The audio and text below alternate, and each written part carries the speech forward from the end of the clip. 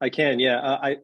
After I practiced law, I spent 5 years in SaaS sales, and so I think the messaging is critical because, as you all know, there is this um, ongoing stereotype of legal being the department of no, and so the salespeople come to the conversation with this certain level of skepticism, and also as salespeople, speaking as a former salesperson, I think they're so focused on closing deals that they don't think about the specific details of the contract, and so I think when you start talking to them about processes and templates, you got to make it really simple and easy. And I think what you mentioned earlier, Matt, about conditional workflows, it allows them to get the contract quickly without having to wait for a response from you. So, as an example, there may be this kind of a drop-down menu in your CLM or something like that, where you can say, this is the deal size. And so then you'll get a certain template, or you'll fill out certain information about where the customer is located, and you may have different information. So I think keeping things simple and letting them self-serve a bit, that tends to go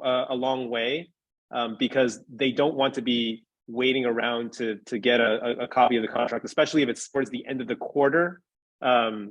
Self-service is pretty helpful. Yeah, no, I'm happy because I got a lot of experience with this. So we're I will say revenue hitting is definitely the #1 target, and that's how our sales team is going to get commissioned. So as Alex said, there's always going to be a little tension there, give and take between the legal. But I think, as you said, not only simplifying, but giving them tools and language that they can share and use themselves in presentation to the customers will really aid and really help kind of give them an example of how to use it, and just start to see general responses to that language. So we've provided essentially just like a playbook that we do to our sales team, whether that's depending on division. We say, hey, here's a little blurb of a paragraph you can share with the customer to say why we prefer our template.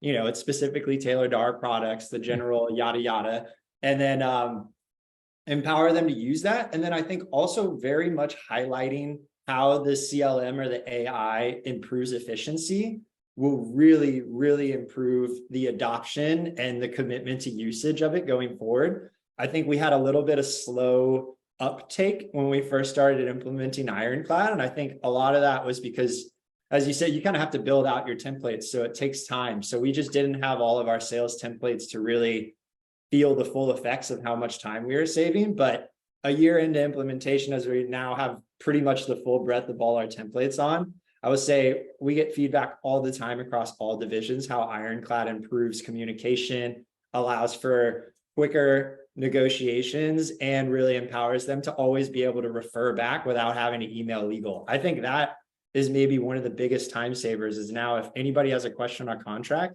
they don't have to send us an email to pull it up and then look at it, or they can literally just go to Ironclad and it says effective date, governing law, all the different details. So that, and in terms of if you're a public company, in terms of end of year auditing, incredibly helpful for SOX controls and audits. I can only imagine the kind of pressure my sales team is in the given environment.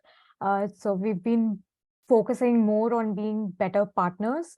Some of the things that we've done at Elastic, or even in my prior organizations, is come up with robust wikis, FAQs of things, much like Taylor mentioned, set answers that could be shared with customers, questions that come up regularly, supporting our sales function through that. Another thing that we've been focusing on lately is having preparatory calls before we get on our negotiation call with the customer, so that our team, everybody is on one page, and we present a united front when we enter those negotiations. So these are some of the things that we've been practicing. And of course, we try and help them with time management or expectation setting. So anytime a salesperson reaches out to me with a new deal, I try to analyze the documents quickly and tell them, okay, I see a lot of red lines, or I see this is customer paper, and this is the kind of timeline I'm expecting, or the amount of time it'll take me to turn this around, so that they can communicate it accordingly. And if it's something that's quarter end and key deal, or something that they feel would require way more to and fro between the teams, then we manage it accordingly. So these are some of the things that we've been doing.